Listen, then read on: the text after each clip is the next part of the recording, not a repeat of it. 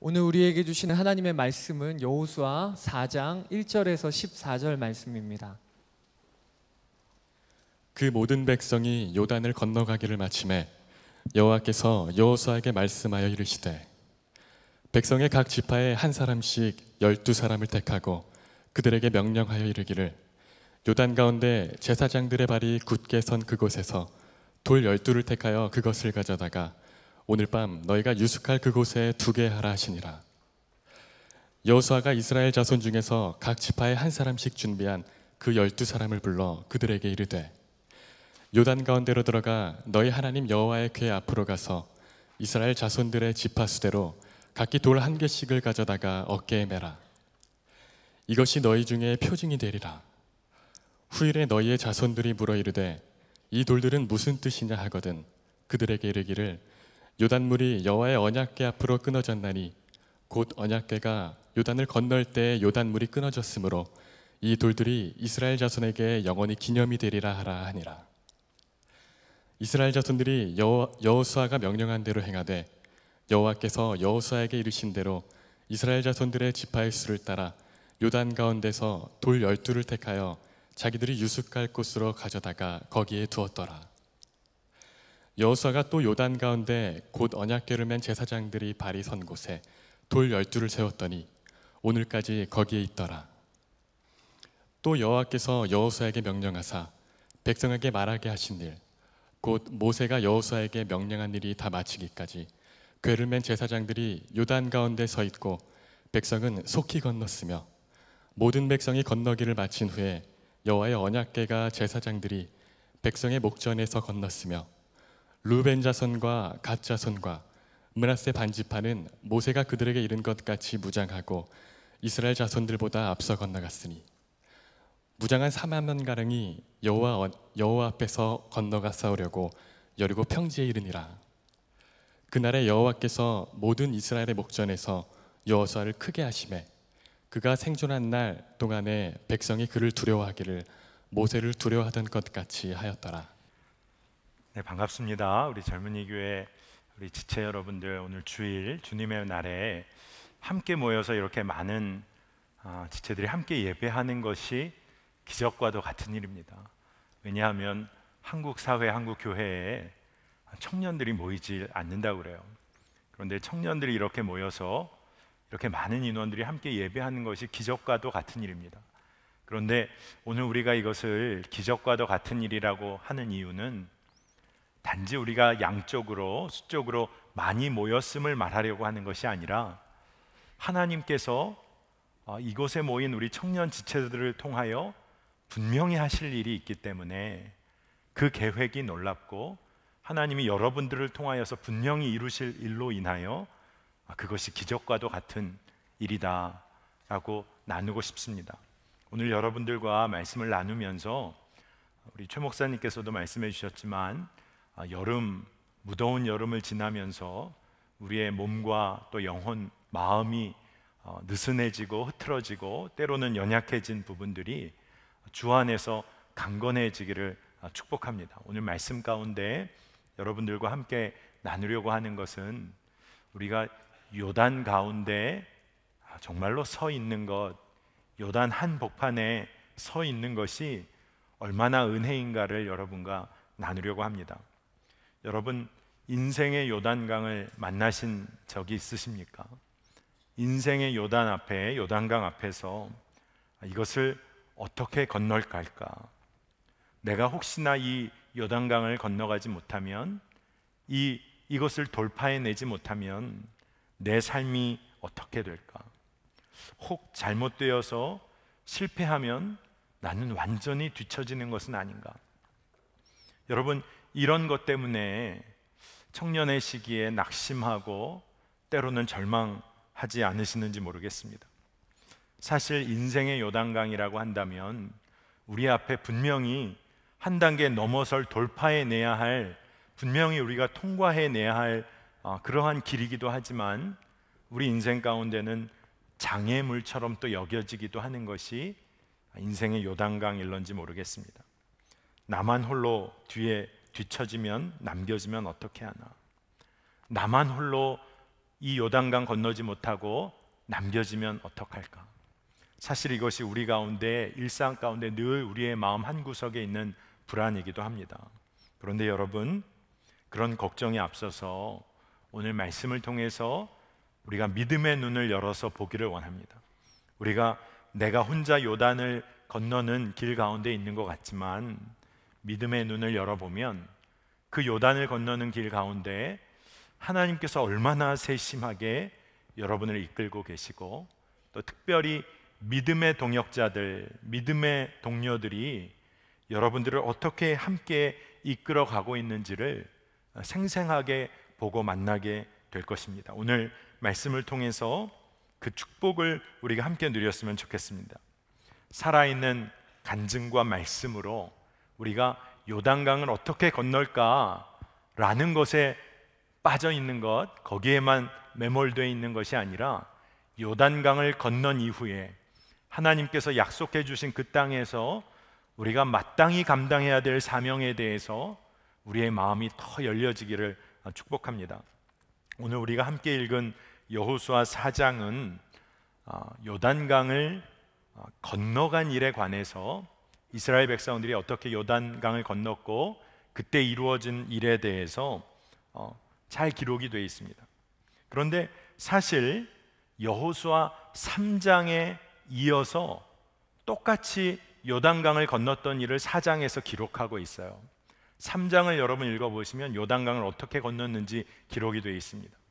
그런데 여호수아 4장을 봐도 요단강을 어떻게 건넜는지에 대한 이야기, 그리고 요단강을 건너간 이후의 이야기, 이것이 여호수아 4장에는 이렇게 편집되어 있듯이 섞여서 이야기가 나옵니다. 아마 그래서 여러분 말씀을 주의 깊게 읽지 않으면 이게 요단을 건너고 있는 건가? 건넌 이유인가? 약간 혼란스럽게 느껴지실지도 모릅니다. 그런데 여호수아 4장에 요단을 건널 때 이야기와 건넌 후의 이야기가 이렇게 동시에 함께 이야기가 나오는 것이 말씀을 묵상하다 보니까 마치 계속해서 요단을 건너고 있는 이스라엘 백성들의 삶의 모습, 우리의 삶이 요단을 계속 건너가는 것과 같은 그러한 삶을 우리가 살고 있다는 그런 마음이 들더라고요. 여러분, 요단을 건너야 하는 어려운 상황이 우리 삶에 계속 펼쳐지고 있다, 이런 이야기를 여러분에게 하려는 것이 아니라 이제 요단을 어떻게 제대로 건너가야 할까? 우리가 요단을 정말로 믿음으로 말씀대로 어떻게 제대로 건너갈까? 오늘 우리가 말씀 가운데 그 은혜를 누렸으면 좋겠습니다. 오늘 말씀의 1절을 보면 참 놀라운 말씀이 기록되어 있습니다. 그 모든 백성이 요단을 건너가기를 마침에. 1절의 시작이 그렇게 됩니다. 여러분, 모든 백성이 요단 건너가기를 마쳤다. 요단강을 다 건너갔다는 겁니다. 하나님께서 이루신 일이죠. 요단강을 모든 백성이 건넜는데 하나님으로 밖에는 설명될 수 없는 일이에요. 저는 이 말씀, 이 짧은 구절 가운데 모든이라는 이 말이 마음에 확 꽂혔습니다. 정말 놀라운 일은 모든 백성이 요단을 건넜다는 거예요. 요단강을 건너는 일에 한 사람, 두 사람, 연약한 사람, 뒤에 쳐져서 도저히 따라올 수 없을 것 같이 낙오한 듯한 사람들, 이런 사람들은 다 빼고 백성들 건넌 것 아니라 하나님께서 요단강을 건너는 일에 한 사람도 빠짐없이 그 모든 백성을 건너도록 하셨다는 거예요. 여러분, 우리가 살아가면서 뒤에 처질까, 낙오할까, 나만 빠지는 것 아닐까, 그런 고민 가운데 우리가 살 때가 있지 않습니까? 그런데 오늘 말씀이 하나님께서 한 사람도 빠짐없이 요단강을 건너도록 제사장들과 여호수아, 지도자 여호수아와 그 모든 일을 이루어가는 사람들에게 분명히 하나님의 말씀대로 이렇게 행하도록 하였다는 것이죠. 그대로 이스라엘의 지도자 여호수아 제사장들이 말씀대로 행하면서 이 일을 이루었습니다. 저는 여러분들이 오늘 이 말씀을 좀 붙잡았으면 좋겠어요. 한 사람도 빠짐없이 요단강을 함께 건너가야 합니다.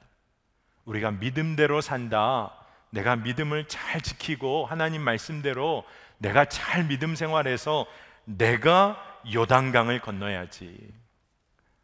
그래서 기도하고 말씀 보고 열심히 믿음 생활하는 것 아니라 우리가 한 사람도 빠짐없이 함께 요단강 건너는 은혜를 누리기를 원합니다. 나 혼자 은혜 받고 나 혼자 잘 버텨내는 삶 아니라 공동체가, 믿음의 공동체가 함께 나아가는 것 중요합니다. 저는 이 말씀이 믿음의 공동체, 교회가 어떤 모습이어야 하는지, 그리고 우리가 믿음의 공동체로, 교회로 우리가 감당해야 할 일이 무엇인지를 너무나 분명히 보여주는 말씀이라는 생각이 들었습니다. 여러분, 솔직히 말해서 한 사람도 빠짐없이 챙겨서 일을 이루어낸다는 것은 정말 쉽지 않은 일입니다. 그래서 세상은 능력이란 이름으로, 기준으로 사람들이 이렇게 갈라내잖아요. 일 잘하는 효율성이라는 이름으로 사람들 다 구분해서 갈라내어서 줄 세우잖아요. 그렇게 조금 차별도 하고 누군가는 뒤로 남겨놓고 해서 거기서 앞서 나가는 사람들 잘 대우해주고 그런 모습들을 우리가 경험하지 않습니까? 그런데 이런 세상에서 내 한 몸 챙기기가 어려운 것 같은데 오늘 말씀은 그 모든 백성이 요단을 건넜다. 여러분, 이 말씀을 우리 청년들이 놓치지 않았으면 좋겠습니다. 이 말씀, 하나님께서 우리를 다 요단 건너게 하실 거라는 것, 우리가 말씀을 붙잡지 않으면 늘 불안하게 사는 거예요. 사실 나만 남겨질 것 같은 일 때문에 우리가 지금까지 살아오면서 늘 마음 아프고 마음 졸이며 살아오지 않았습니까? 나만 학교 진학에 해서 어려움 겪을 것 같고, 나만 사람들 사이에서 인정 못 받을 것 같은 두려움, 나만 뒤처질 것 같은 두려움. 그래서 누군가 내 뒤에 남겨지는 사람 있으면 그 사람을 돕기보다는 모른 척하거나 더 확실하게 제끼고 가야겠다. 우리가 그런 사회에서 살고 있지요. 우리 중고등학교, 학교 왕따, 초등학교도 요즘은 너무 심하다고 그러는데 왕따 문제도 사실 내가 따돌려질 것 같기 때문에 누군가 희생양 삼아서 먼저 따돌리려는 그런 마음이 심겨 있기도 한 것이죠. 우리는 함께 요단강을 건너는 일에 익숙하지 않은 사람들입니다. 우리가 그렇지 않은 사람들이라는 것을 우리가 인정을 해야 돼요. 하지만 오늘 우리는 말씀을 붙잡기를 원합니다. 하나님께서 그의 백성을 다 함께 건너게 하셨다는 거예요. 그 일이 믿음의 사람들을 통해서 오늘도 이루어질 것을 한번 붙잡아 보기를 원합니다. 그때 이스라엘 백성들이 요단강을 건너서 약속의 땅으로 들어가야 하는 그 결정적인 순간에 모든 백성들 한 사람 빠짐없이 요단강을 건넜습니다. 여러분, 젊은이 교회에 속해서 오늘 함께 예배드리는 모든 분들, 이 말씀이 여러분 믿어지시나요? 세상과 전혀 다른 방법이잖아요. 조금 못하는 사람은 남겨져야 한다고 생각 여러분 드시나요? 그런데 젊은이 교회 공동체가 한번 믿음으로 우리 모두가 요단강을 건너는 일, 정말로 새로운 믿음의 삶을 한번 살아보기를 축복합니다. 올해 8월 초에요, 성령 집회, 금요 성령 집회에 특별한 시간이 있었습니다. 아마 성령 집회에 이렇게 매번 나오시는 분들은 아마 기억하실 거예요. 8월 초 금요 성령 집회 시간에 특송 시간이 있었습니다. 아주 특별한 친구들이 나와서 특송 시간을 담당했는데 저희 교회 사랑부 학생들이 아주 특별한 특송을 올려드렸습니다. 여러분, 저희 교회에 사랑부가 있다는 걸 아마 아시는 분들 거의 다 알고 계시죠? 아마 모르시는 분들은 오늘 이 이야기를 통해서 꼭 좀 머릿속에 마음속에 품으셨으면 좋겠습니다. 사랑부는요, 장애를 가진 학생들이 귀하게 모여서 하나님 앞에서 예배드리는 그런 부서입니다. 우리 교회에도 이 사랑부가 있는 것이죠. 그런데 그 금요 성령 집회에 오늘 이 자리죠. 이 자리에 우리 사랑부 학생들이 나와서 난타 공연을 했습니다. 앞에 이 북들을 놓고 앞줄에 우리 사랑부 학생들이 섰어요. 그리고 그 바로 뒷줄에 또 북을 놓고 사랑부 학생들의 어머님들이 쓰셨습니다. 그런데 이 공연이 너무나 은혜가 되었어요. 어머님들의 공연, 아이들의 공연이 너무 인상적이었습니다. 그런데 제 마음 가운데 공연이 시작되면서 제 마음에 갑자기 불안한 마음이 온 적이 있어요. 저 아이들이 집중하는데 한계가 있을지도 모르는데 잘 해낼 수 있을까? 이 앞에서 특송을 하는데 많은 사람들 앞에서 잘하면 좋겠는데 혹시나 집중하지 못하고 힘든 친구가 있으면 어떡하나, 마음에 그런 마음이 순간 들었습니다. 그런데 여러분, 공연이 그 찬송 특송 시간이 어떻게 됐을까요? 너무 은혜롭게 아마 우리 청년들이 앞에 섰어도 아마 틀렸을 것 같아요. 그런데 너무나 사랑부 친구들이 너무 아름답게 그 특송 시간을 난타 공연을 했습니다. 그런데 놀라운 것은 아이들 뒤에서 버팀목이 되셔서 난타 공연을 하시는 어머님들이셨어요. 어머님들이 난타 공연을 하는 동작 하나하나에 간절한 기도가 담겨 있는 거죠. 자신의 아이가 앞에서 북을 칩니다. 그런데 아이를 바라보면서 그 어머니가 북 한 번을 칠 때마다 기도를 올려드리는 거죠. 동작 하나하나가 사랑이고 기도더라고요. 우리 학생들이, 사랑부 학생들이 정말 하나님께 그 특송, 그 공연을 올려드릴 수 있었던 것, 끝까지 잘 감당할 수 있었던 힘이 무엇이었을까? 그거는 뒤에서 버텨주고 사랑으로 이 아이가 끝까지 잘 해내리라고 믿고 그 뒤에서 사랑으로 기도하였던 어머님들의 힘인 것이죠. 사랑부 학생들이 잘 마친 것, 정말 사랑인 것이죠. 저는 그 특송 시간을 보면서 정말 하나님의 마음이 느껴졌어요. 오늘 말씀과 연관해서도 백성 중 단 한 사람도, 특히나 연약한 백성, 특히나 뒤로 처져서 남아있게 될지도 모를 그런 사람들 다 품어내는 하나님의 마음이 생각이 나더라고요.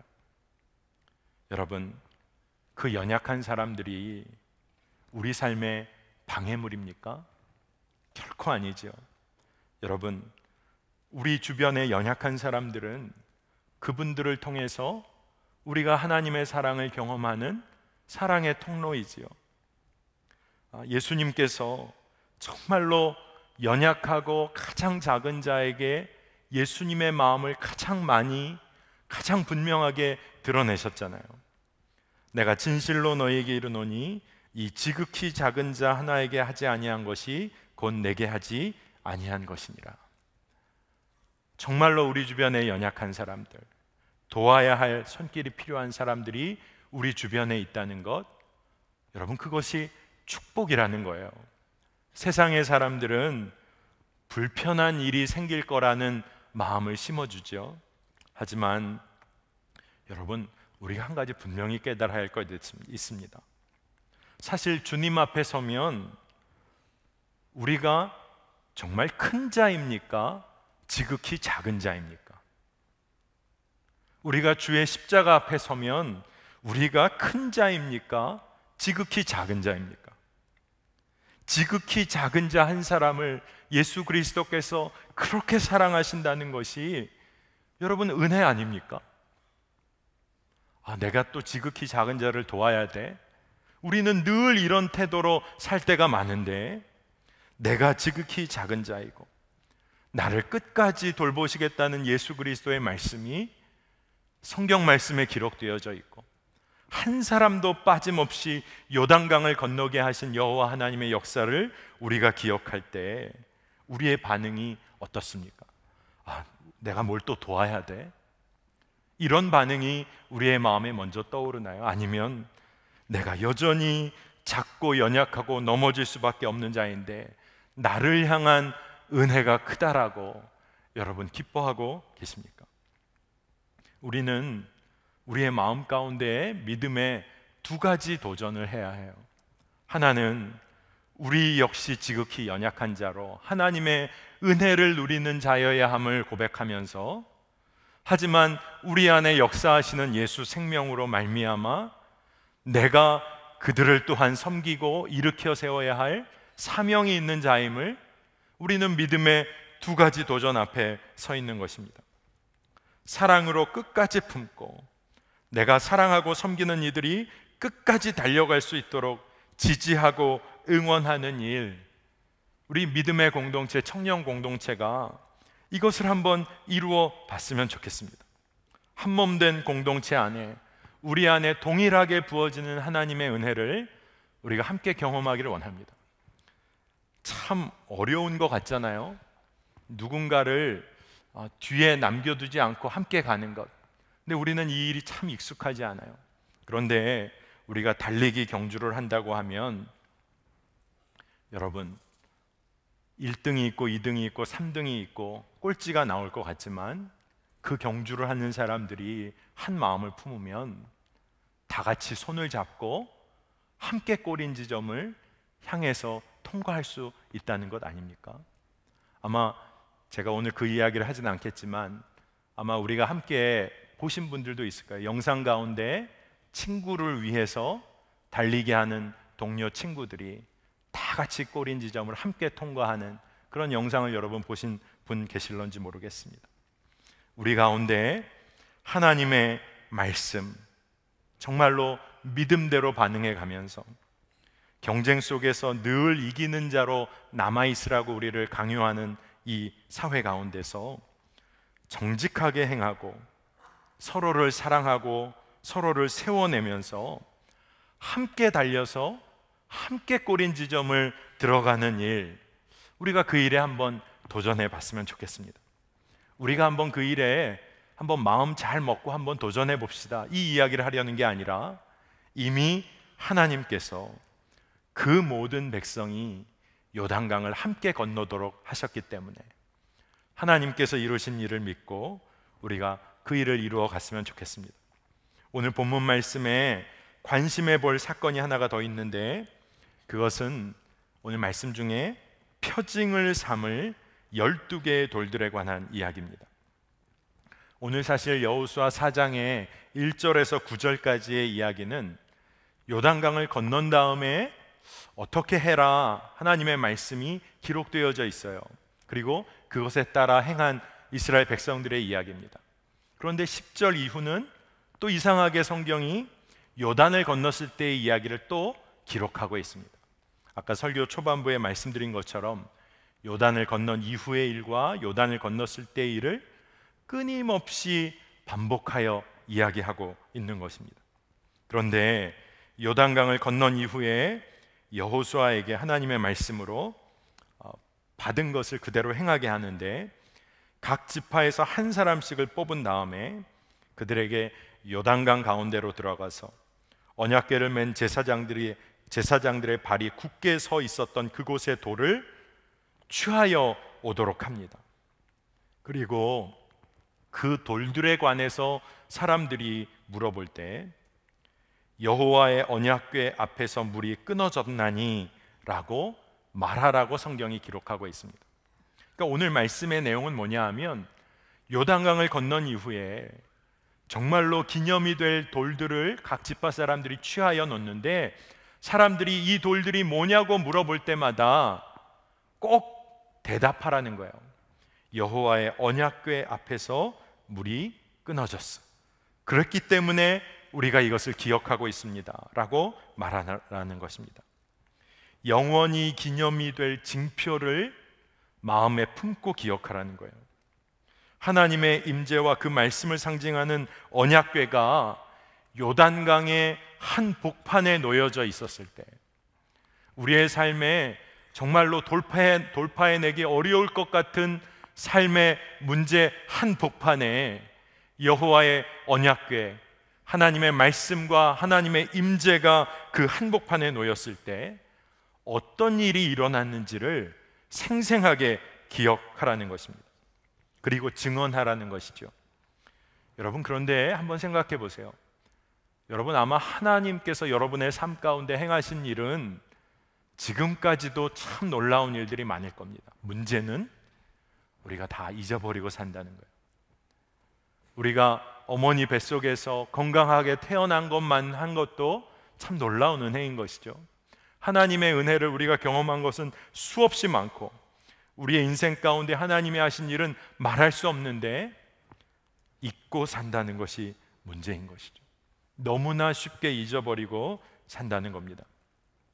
그런데 하나님이 하신 일들에 관해서 가장 작은 일부터 기록하고 증언하고 기억해 나가다 보면, 정말로 의도적으로 기억하다 보면 앞으로의 우리의 삶 가운데 하나님께서 그와 동일하게 그러한 놀라운 일을 더 뛰어넘어서 우리 가운데 하나님께서 행하실 일을 볼 수 있는 영적인 감각이 열리기 시작한다는 거예요.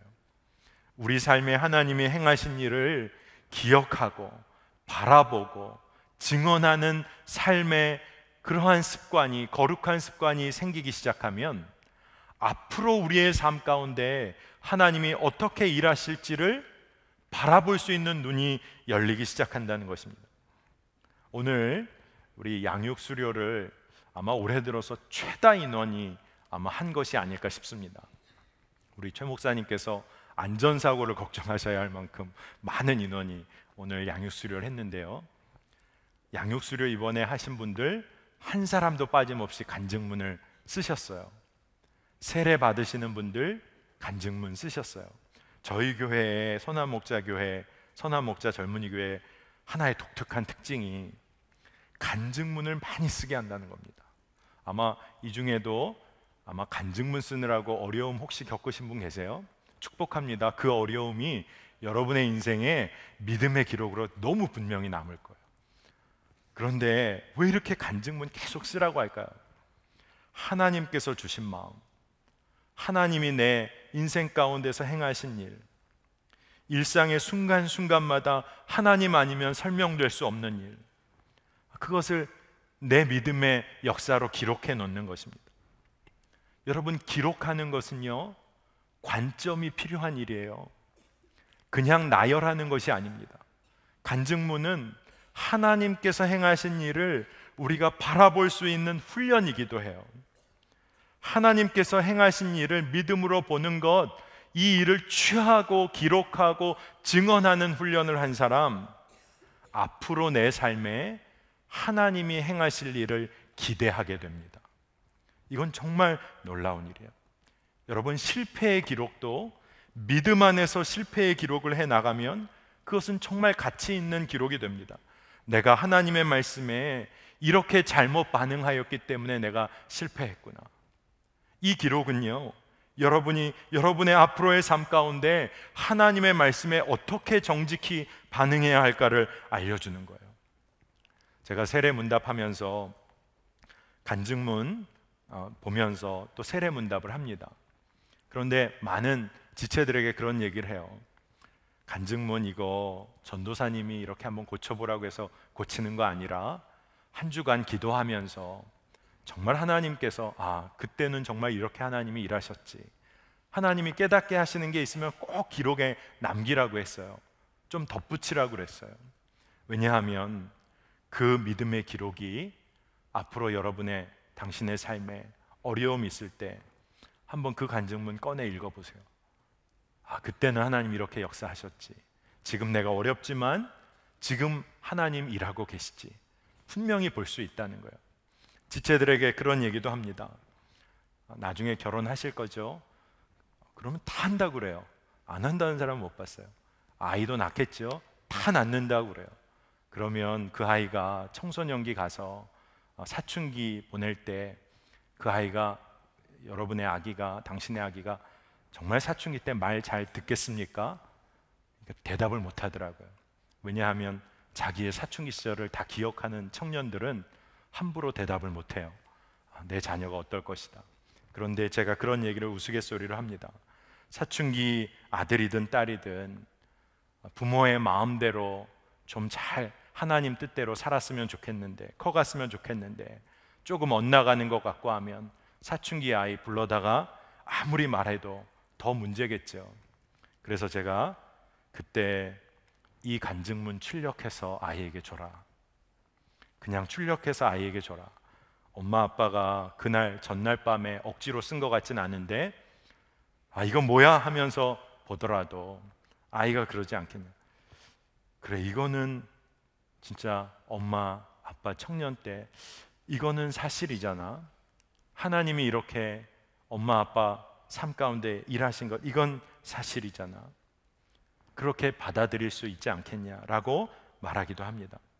여러분, 우리가 하나님이 행하신 일을 기억하는 일, 이건 단순히 기억하고 단순히 암기하는 그런 것이 아니라 생생한 증언으로 하나님이 내 삶 가운데 행하신 일을 자꾸 말하고 증언하고 고백하는 것, 이것은 우리의 삶을 살려내는 거예요. 그래서 오늘 여호수아서에도 여호수아가 12지파의 사람들을 뽑아서 기념이 될 만한 기념비를 세우려고 하는 것이죠. 그리고 영원한 징표가 되게 하라. 여러분, 여러분의 삶 가운데 하나님께서 여러분의 삶 가운데 일하셨다는 영원한 징표가 있으십니까? 만약에 그것이 떠오르지 않는 분이 계시다면 그 징표를요, 여러분 만들어 가시기를 축복합니다. 우리 공동체 안에 정말로 하나님의 살아계심을 우리가 기억할 수 있는 징표가 세워져 왔는가? 한번 저도 생각해 봤어요. 감사한 것은 젊은이 교회 안에 부족하지만 끊임없이 하나님만 의지하려고 했던 노력들, 실험들이 있어 왔습니다.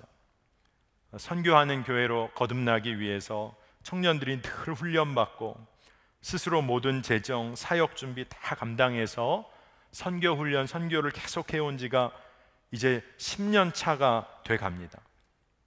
재정을 준비하여서 사역지에서 정말로 눈물로 사역 감당했던 수많은 청년들의 구구절절한 사연들이 있는 것이죠.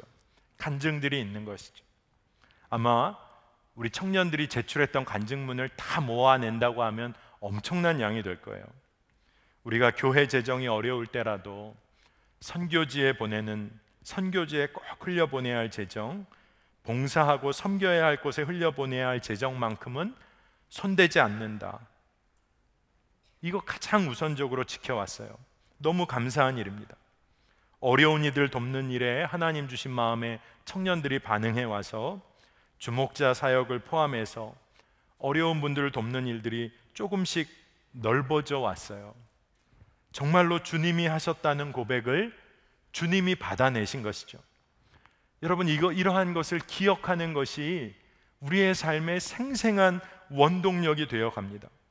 여러분, 이것을 기억함으로 여러분의 인생 가운데도 하나님의 영원한 징표들을 세워나가시기를 축복합니다. 이것을 기억하면서 우리가 한 단계 한 단계 더 나아가게 되는 거예요.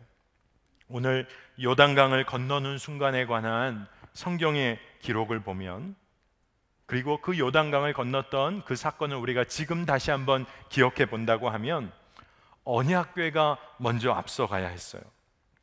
오늘 읽진 않았지만 3장 말씀해 보면 그 언약궤를 백성들이 따라가기만 하면 됐습니다. 그리고 따라가는데 일정한 이 거리를 두고 그 언약궤를 바라보며 걸어가야 했어요. 그런데 여기에 관해서 하나님의 말씀이 어떻게 기록되어 있냐 하면 3장 4절 후반부에 너희가 이전에 이 길을 지나보지 못하였음이니라. 하나님의 마음이 어떠셨냐 하면 이스라엘 백성들이 요단을 한 번도 건너본 적이 없고 이 길을 가본 적이 없으니까 하나님의 임재가 상징되어지는 언약궤가 앞서 나가고 너희는 언약궤를 보고 따라오라는 거예요. 너무 가까이 와서 언약궤 제대로 다 못 보는 거 아니라 일정한 거리를 두면서 언약궤를 보고 따라오라는 겁니다. 그런데 하나님의 마음이 너희들이 이전에 이 길 와본 적 없잖아. 그러니까 언약궤만 보고 따라와야 돼. 하나님의 마음이 그러시다는 거예요.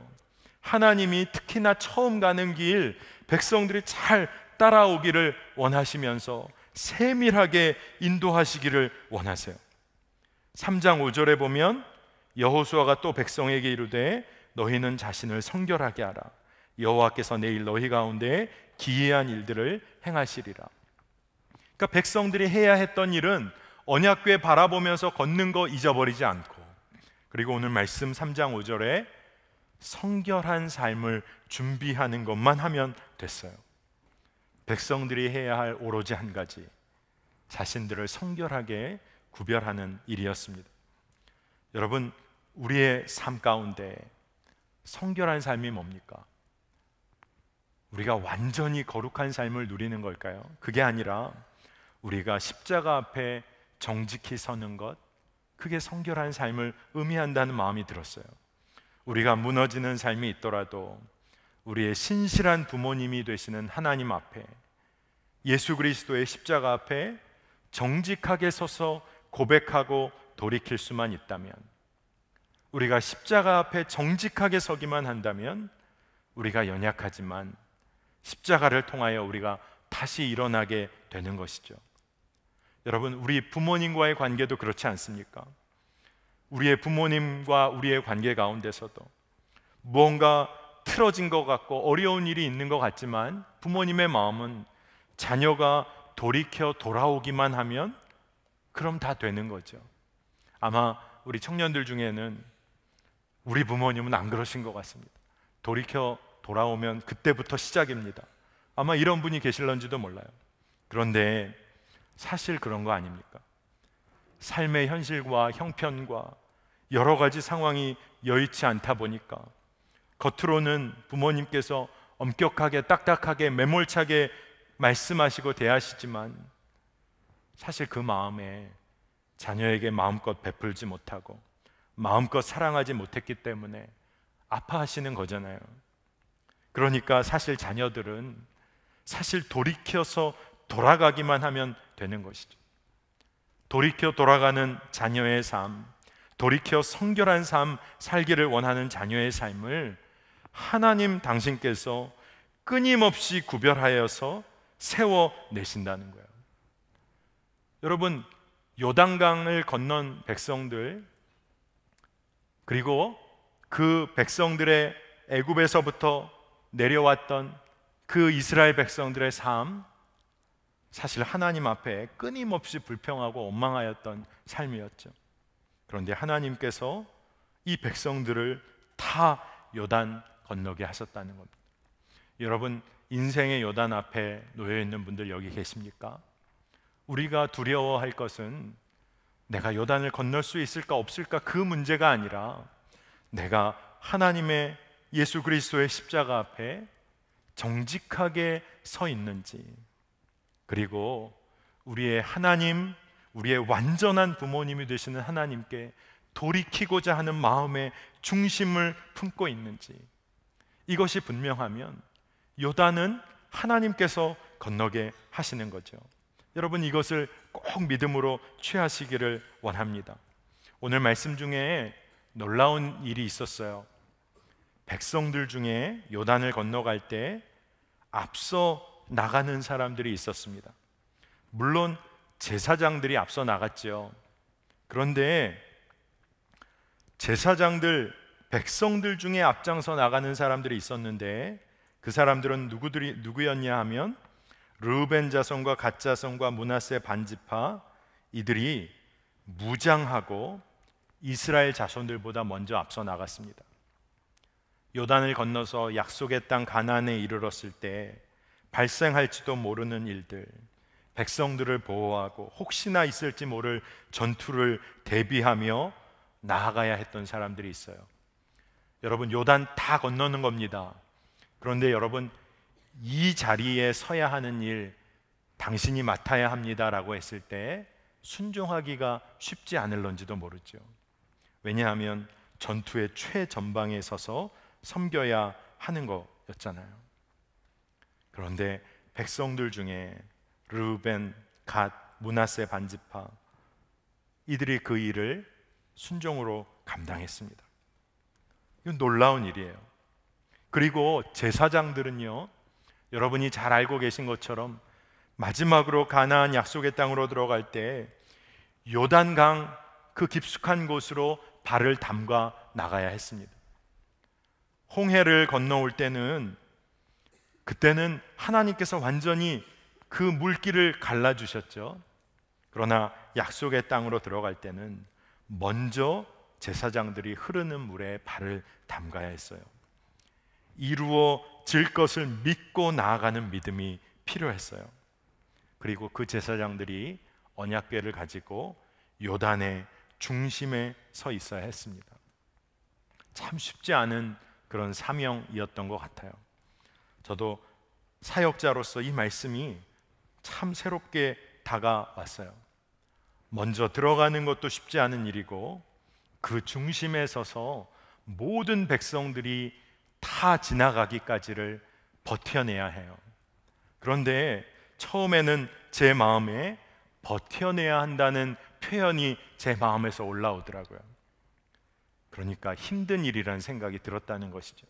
그런데 요단의 중심에서 언약궤를 들고 서 있어야 했던 제사장들이 힘들고 어렵고 버텨내는 사명이었을까? 다시 생각해 보니까 끊임없이 고백하고 간증하고 하나님을 찬양하는 자리였겠다는 생각이 들었어요.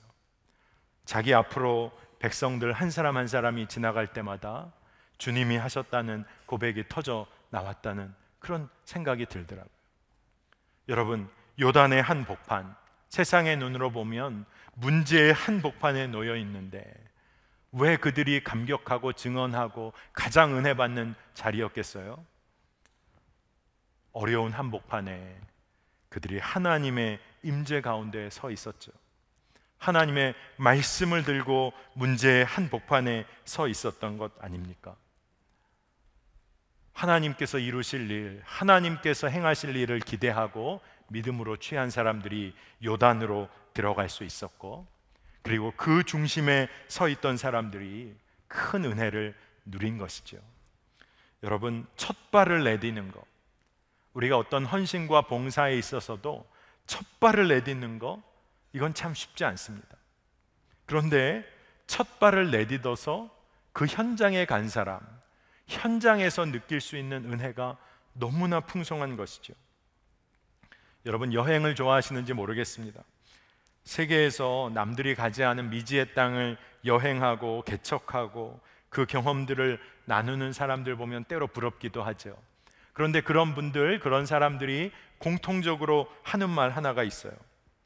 많은 사람들이 그들에게 물어봅니다. 미지의 땅을 밟고 이곳저곳을 다니며 모험을 감내하는 중에서 가장 힘들었던 순간이 언제였습니까?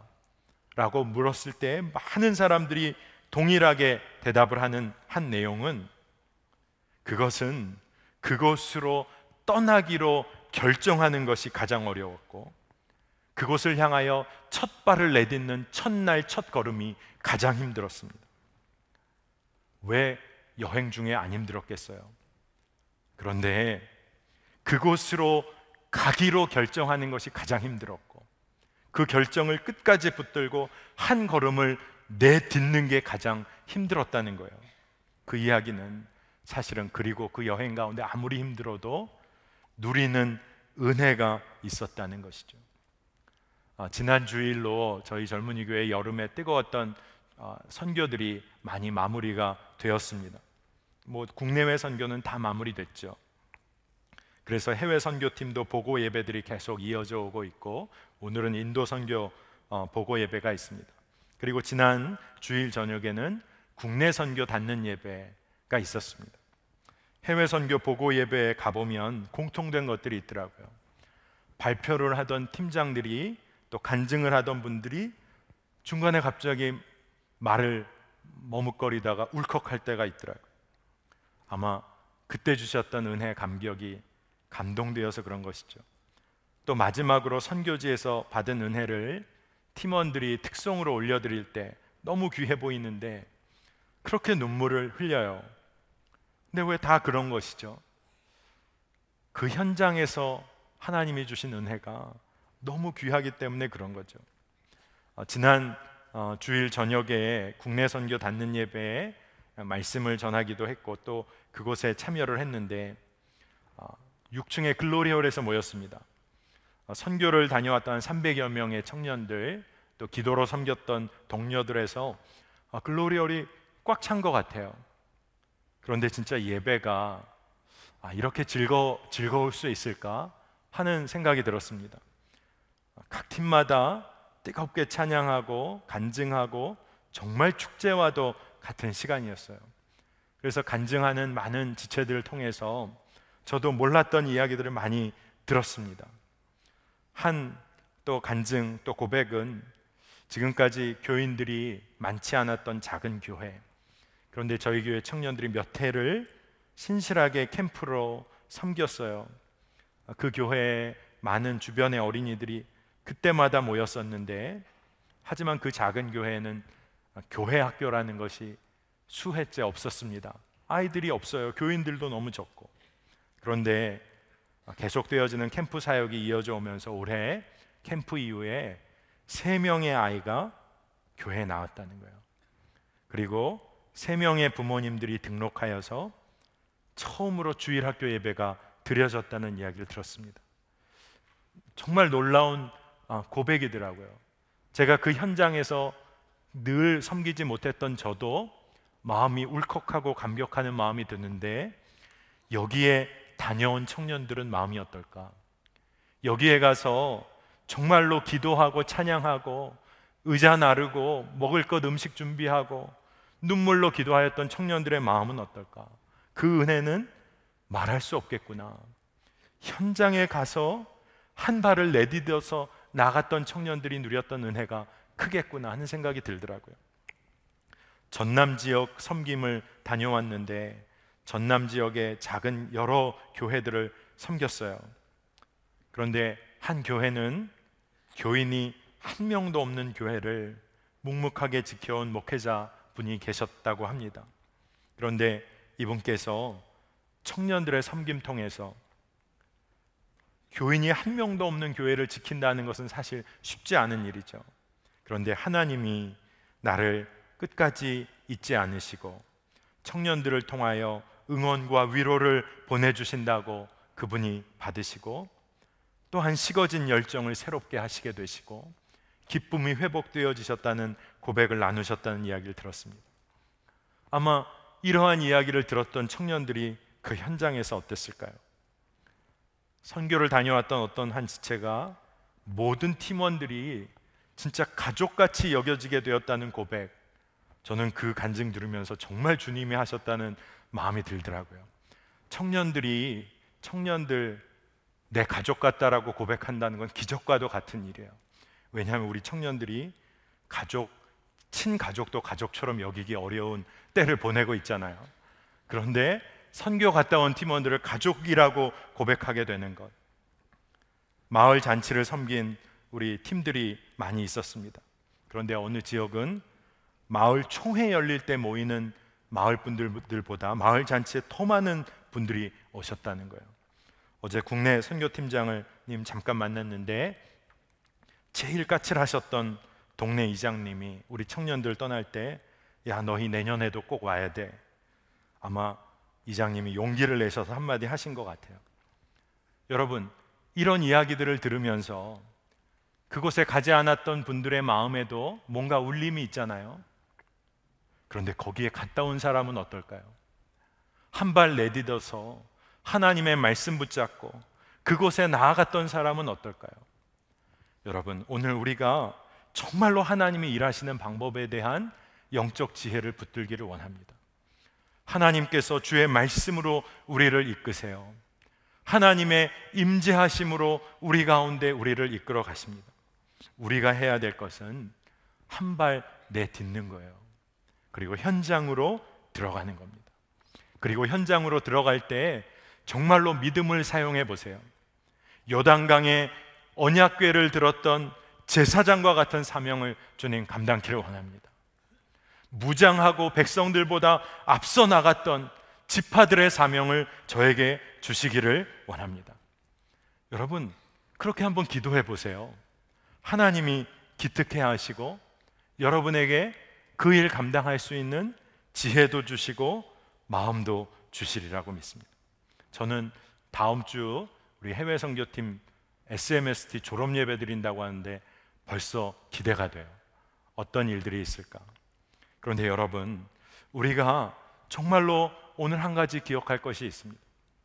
요단을 한 백성도 빠짐없이 건너게 하시고 우리로 하여금 영원히 표징이 될 하나님을 기억하게 하시고, 그리고 요단 한 복판에서 누리는 은혜를 알게 하신 하나님께서 여러분을 크게 하신다는 거예요. 요단을 건넌 이후의 삶을 하나님께서 또 다른 요단 앞에 놓으시기 이전에 여러분을 세우시고 여러분을 크게 하실 거예요. 오늘 말씀 마지막 절, 우리 읽은 여호수아 4장 14절을 보면 그날에 여호와께서 모든 이스라엘의 목전에서 여호수아를 크게 하심에 그가 생존한 날 동안에 백성이 그를 두려워하기를 모세를 두려워하던 것 같이 하였더라. 요단강을 모든 백성과 건너온 여호수아, 그 여호수아를 하나님께서 높이셨어요. 모세를 두려워하였던 것처럼 백성들이 여호수아를 두려워했다라고 합니다. 여러분, 이건 정말 놀라운 기록이에요. 여호수아가 처음에 지도자의 사명을 맡았을 때 얼마나 마음이 두려웠겠습니까? 여호수아에 보면 두려워 말라 그러한 말씀이 계속 기록되잖아요. 사실 거꾸로 보면 여호수아가 두려워할 만한 그런 위치에 있었기 때문에 하나님이 주신 말씀이기도 했겠죠. 하나님의 사람으로 하나님을 대면하여 보았던 모세라는 걸출한 영적 지도자, 그 모세의 후계자, 뒤를 이어가는 사람, 얼마나 눌림이 있었을까요? 언제나 비교당하기 쉬운 자리, 움츠러들기 쉬운 자리, 아무리 리더로서 역할을 잘해도 사실은 그저 티도 안 날 만한 자리, 실수라도 할 때면 엄청난 비난을 감당해야 했을 자리가 처음 여호수아의 자리였을지 몰라요. 그런데 여호수아가 하나님의 말씀을 붙잡습니다. 두려워 말라. 그리고 그가 말씀대로, 하나님의 말씀의 방식대로 하나하나 순종해 들어갑니다. 모든 것을 말씀대로 철저히, 여호수아는 그저 하나님 말씀의 통로 역할만을 했어요. 도구인만을 인정했어요. 그리고 그가 모든 백성을 이끌고 요단강을 건넜습니다. 그리고 하나님께서 그를 크게 하셨어요. 높이셨어요. 여호수아 스스로 한 일이 뭐가 있습니까? 말씀대로 순종하고 말씀에 정직하게 반응하고 그리고 하나님 길 간 거예요. 여러분, 오늘 우리 청년들이 우리가 정말로 모든 것, 미래를 개척해 나가는 굉장히 중요한 이때에 하나님의 분명한 인도하심을 받는 방법이 여기에 있다는 것을 꼭 기억하게 되길 원합니다. 여러분, 하나님의 말씀 앞에 성결한 자로 서기를 간구해 보세요. 어떠한 일이 이루어질 것을 간구하기 이전에 성결한 자가 되기를 기도해 보세요.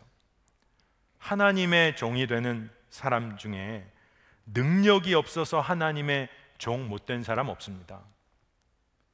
정결하고 성결하지 못해서 하나님의 종으로 쓰임 못 받은 거죠. 여러분, 연약함은 하나님을 드러내는 통로예요. 우리는 질그릇 같은 존재라고 바울이 말했잖아요. 질그릇이 얼마나 깨지기 좋습니까? 우리가 깨지고 상처나면 세상적으로는 덧대고 폼나게 계속해서 깨진 거 막아내고 싶죠. 근데 잘 막아낸 그릇은 그 안에 계신 예수 생명의 빛이 드러나기가 어려워요. 깨지고 상하고 갈라진 것 그대로 주님 앞에 나가면 그 질그릇 안에 예수 생명의 빛이 우리의 연약한 깨진 곳으로 예수의 빛이 밝히 드러나는 것 아니겠습니까? 여러분, 하나님 앞에서 성결하고 정결한 자 되기를 갈망해 보세요. 연약함이 문제가 아니죠. 아주 직설적으로 말하면 우리의 몸과 마음과 삶의 행동이 더러운 게 문제겠죠. 우리가 정결하고 성결함을 준비해야 합니다. 그리고 두 번째로, 여러분 오늘 말씀처럼 여러분 담대하게 요단 안으로 들어가 보세요. 요단 안이 늘 험난하고 상처받고 쓰러질 것 같이 보이지만 하나님의 언약궤를 바라보고 그리고 하나님이 이끄시는 그 길로 들어가면 요단 안이 살 길입니다. 말씀 가운데 거하며 요단을 통과하는 것, 그것이 살 길인 것이죠. 하나님은 한 사람도 남기지 않고 요단을 통과하게 하시겠다고 약속하셨어요. 한 가지는 언약궤를 바라보고 걷는 것입니다. 성결한 자로 걷는 것입니다. 저는 그런데 오늘 여기에 머무는 게 아니라 여러분 청년들에게 도전하고 싶습니다. 요단 안에 들어갈 때 언약궤를 짊어지고 들어가야 했던 제사장들이 있었어요. 전 목회자가 아닌데요, 여러분 꼭 그렇게 읽을 것이 아니죠. 우리가 하나님의 사명을 우리가 다 감당해야 될 영적 제사장이라고 하면 여러분 언약궤를 들고 요단의 중심에서 모든 백성들이 통과하여 지나갈 때까지 끝까지 그 자리를 지켰던 그 사명, 하나님 저에게 주시옵소서. 여러분 그 기도를 담대하게 올려드리는 청년들 되시기를 축복합니다. 그리고 가나안 땅에서 혹시나 있을지 몰라서 무장하고 가나안 땅을 향하여 먼저 나아갔던 그 백성들의 사명을 제가 감당하게 하여 주시옵소서. 여러분 참 쉽지 않은 기도죠. 그런데 여러분 우리는 결론을 알잖아요. 여러분 추리소설을 끝부터 읽는 사람은 없죠. 모든 것을 알게 되니까. 그런데 우리는 하나님의 말씀, 이 말씀의 결론을 이미 취한 사람들이에요. 그렇다면 우리가 어떻게 주 앞에 반응해야 할지 하나님이 시험 보는 거라고 하면 답을 알려주셨거든요. 답을 알고 시험 보는데 시험을 망치는 사람, 그 사람처럼 어리석은 사람이 어디 있을까요? 여러분 하나님께서 우리의 삶을 지키시고 인도하십니다. 요단 한 복판에서 누리는 은혜가 우리에게 이미 예비되어 있어요. 두려워해서 요단 건너지도 못하고 어찌할까 이리저리 궁리하는 자 아니라 또 어떻게 하면 이 사람 저 사람 제끼고 내가 먼저 나아갈까 하는 사람 아니라 우리가 주의 믿음 안에서 모든 사람들이 함께 요단을 건너가기를 축복합니다. 하나님께서 그러한 일을 경험한 사람들을 높이 올리시고 세워내실 거예요. 저도 예전에는 목회자가 되지 않으려고 엄청난 노력을 하며 살았습니다. 대학 신학교 안 가고 다른 학교 갔어요. 열심히 공부했습니다. 그리고 성과를 올리려고 했어요. 그런데 지금 이제 깨닫게 되는 것은 사람의 노력으로 사람이 높아지지 않는다는 거예요. 여러분 오늘 말씀 가운데 하나님이 하시는 놀라운 은혜를 여러분들이 붙잡게 되시기를 축복합니다. 자, 우리 말씀 붙잡고 우리 기도하겠습니다. 우리 이 시간에 말씀 붙잡고 기도할 때 이렇게 기도하면 좋겠어요. 주님, 한 사람도 우리 공동체에서 그리고 우리가 함께하는 우리의 삶의 현장에서 한 사람도 믿음의 길에서 뒤처지지 않게 하여 주시고 우리가 함께 믿음으로 요단을 건너는 자 되게 하시고 섬기는 자로 쓰임받게 하여 주시옵소서. 현장에서 느끼고 경험하는 살아있는 간증이 있는 삶이 되게 하여 주시고 요단의 한복판에서 주의 말씀을 붙잡고 서 있는 사명 감당하게 하여 주시옵소서. 우리 주의 이름 한번 부르고 기도하겠습니다. 주여, 주여, 주님 감사합니다. 하나님, 늘 세상 가운데서 넘어가야 할 주님 담과 같고 돌파해야 할 장벽과 같은 그래, 우리의 삶의 요단강 앞에서 늘 무너지고 쓰러지고 어떻게 하면 세상의 길로 그 길을 넘어갈까 고민하였던 우리의 삶이었음을 주 앞에 고백합니다. 하나님, 사랑하는 젊은이 교회 공동체, 그리고 우리와 함께하는 주변의 많은 관계들 가운데 우리가 믿음으로 요단을 함께 건너기를 원합니다.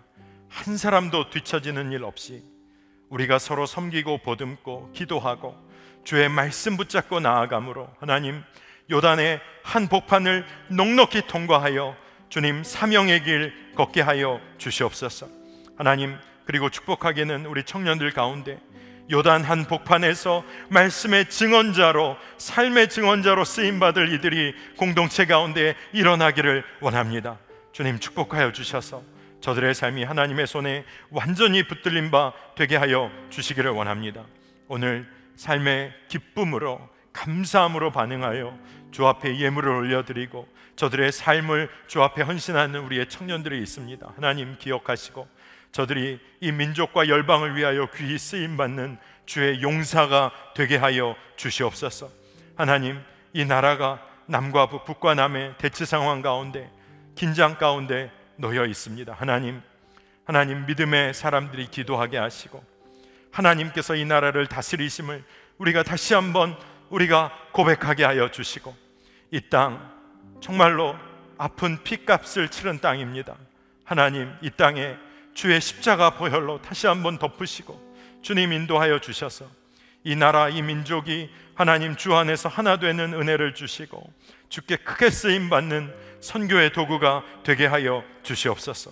주님, 모든 일 주께서 하실 것을 믿사오며 예수 그리스도의 이름으로 간절히 기도합니다. 아멘.